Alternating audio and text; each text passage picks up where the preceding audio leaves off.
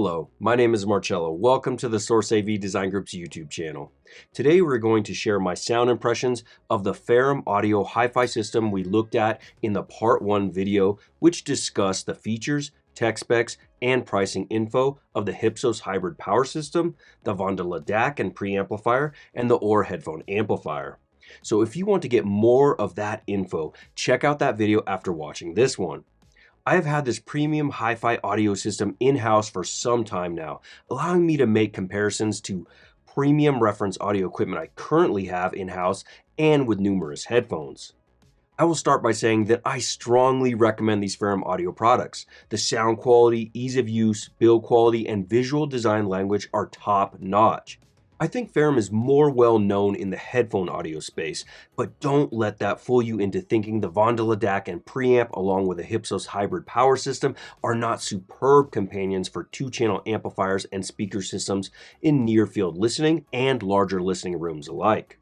I was fortunate to compare my Chord Hugo TT2 as a DAC with the Wandla in my two-channel listening room, which has a beautiful system from Audio Research, the Reference 80S stereo amplifier and LS28SE line stage preamplifier.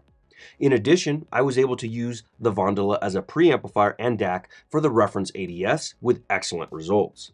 As I said in the first video, if you haven't found the perfect preamp for your two-channel system yet, the Wandla does a fantastic job of performing the digital to analog conversion, as well as a preamplifier for volume control. The Wandla remote isn't going to rival dedicated high-end preamplifiers, but then again, the cheesy remote included with the over $5,000 Chord Electronics Hugo TT2 DAC preamplifier and headphone amplifier leaves quite a bit to be desired as well. This comparison between the Ferrum audio system and the Chord Hugo TT2 is fascinating, as the Chord Hugo TT2 has been my reference premium headphone amplifier and DAC for several years. In my two-channel room with the Audio Research amp and preamp I mentioned earlier, and my Sonus Faber Olympica Nova 5 speakers, I believe there are some distinct advantages for the Ferrum audio system and some advantages for the Chord Electronics Hugo TT2.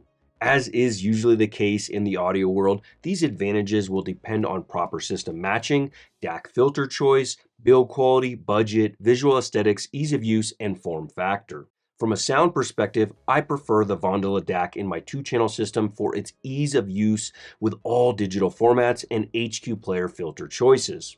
When paired with the high-definition sound of the Audio Research system, I find that the Wandla is a more synergistic match for those components than the Hugo TT2.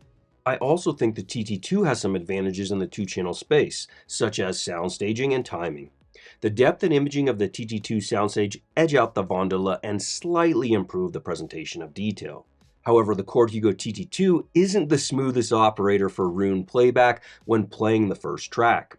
It doesn't always play the correct audio format properly, causing an irritating and loud digital noise until the TT2 switches to the proper format. I have learned always to mute the TT2 and the components it's feeding on startup to avoid this. The Ferrum stack works flawlessly in this regard. It has a beautiful display that shows the file type and bitrate, and an easy-to-use DAC filter selection process when you want to alter the sound. If you have a warmer sounding tube amplifier pairing and want to balance that sound with a more analytical, faster, and more defined DAC, the Hugo TT2 might be the better choice. On the other hand, if you have a more analytical sounding amplifier, the neutral and smoother yet present treble and detail production of the Wandla may be the better fit. It really depends on your preferences, goals, and budget. So what about with headphones? This is a similar situation as you would expect. For instance, the highly resolving, open-sounding Yamaha YH5000 headphones can sound a bit peaky in the treble region with the leather pads, which can be somewhat bothersome for me when paired with my TT2 on filter 1 or 2, however less so on filter 3 and 4. So I generally prefer the other pads of the Yamahas when paired with more analytical gear. However, pairing the YH5Ks with the Ferrum audio stack, the treble presentation is a bit smoother sounding and overall still presents a neutral sound signature with a bit more bass energy and superb slam. I could go either way with the Meze Elite headphones, as they are a warmer sounding set of headphones that are also very easy to drive. However, there are some distinct advantages with the more analytical sounding TT2 for the Meze Elite headphones. When paired with the Hugo TT2, the headphones present a slightly tighter bass signature, which the Yamahas also benefit from. They also benefit from better soundstage depth and tighter defined images. Don't get me wrong, the Ferrum audio stack is highly detailed and images incredibly, and most of the differences in performance between these devices are subtle, especially to a more casual listener. When listening to the DCA E3 closed-back headphones, I can say straight up that I prefer the sound of the E3 when paired with a Ferrum audio stack over the cord gear I own. The upper mids and treble of the E3 sound signature are not the best pairing for my preferences with my cord gear, and I find they better balance with the less analytical sounding Ferrum OOR and Wandla. The same could be said for the Denon AHD 9200 closed-back headphones, as they also have a bit more emphasis on the treble region. I prefer them tonally when paired with a Ferrum gear. Again, these are my preferences, and it doesn't mean you will feel the same way, so listening yourself is always critical in making the best decision. Listening to the Odyssey MM100 headphones, and honestly for straight up music listening, I don't find them the most enjoyable listen with either amplifier DAC combo. From a music production or video editing perspective, you will get a more analytical presentation with the TT2 or Hugo 2.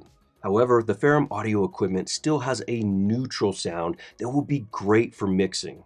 Another advantage is that the Wandla uses a Sabre DAC chip, which can be found in far more audio devices than anything Cord makes. So when mixing music, you could always choose the standard ESS filter built into the Wandla to hear what that mix will sound like. The HD 650 and 660S2 are both highly enjoyable with either DAC or amplifier, and again, this will depend on personal preference. If you find either of the two Sennheiser headphones to sound a bit too dark for your preferences, or wish the bass was a bit tighter, the Hugo TT2 may be the better choice in this regard. Regarding the tube headphone amplifier pairings I have in-house, such as the Macintosh MHA200, I would 100% choose the Ferrum Audio Wandla DAC and preamplifier, as the sound signature of that pairing is more to my liking than when paired with a TT2. Another advantage of this pairing for the MHA200 is you can use the analog or digital volume control of the Wandla preamplifier with the MHA200 and not have to use the finicky gain control built into the Macintosh headphone amplifier, really the only major issue I find with that amplifier. On the flip side, when paired with the Woo Audio WA22, I prefer the Cord Hugo TT2 or Hugo 2 as the DAC, as the sound staging and more analytical sound better balance the warmer, somewhat more intimate sounding WA22. So as you can see, there isn't a clear-cut winner when it comes to sound quality when comparing these devices. If you are spending this kind of money on any of these components, you need to visit your local dealer or a can jam and hear them to see what you like best.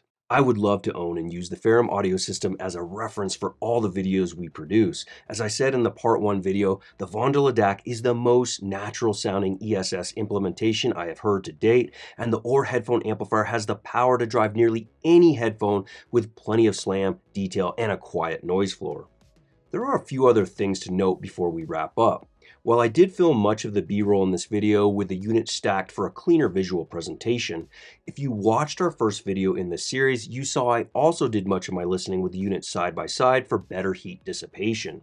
Regarding the built-in DAC filters of the Wandla, I prefer the HQ apodizing filter the most from the PCM upsampling filters found in the Wandla.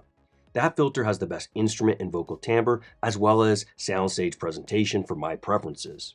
I'm curious, if you own the Wandla, drop us a comment on what your favorite filter is and why. Lastly, you can't beat the ease of pairing the Ferrum audio system with other components, as the Wandla DAC has many inputs not offered in many premium DACs or preamps. The Hypsos also supplies the proper voltage to many different brands of audio products by simply choosing from the list in the internal menu or automatically when pairing with other Ferrum audio products.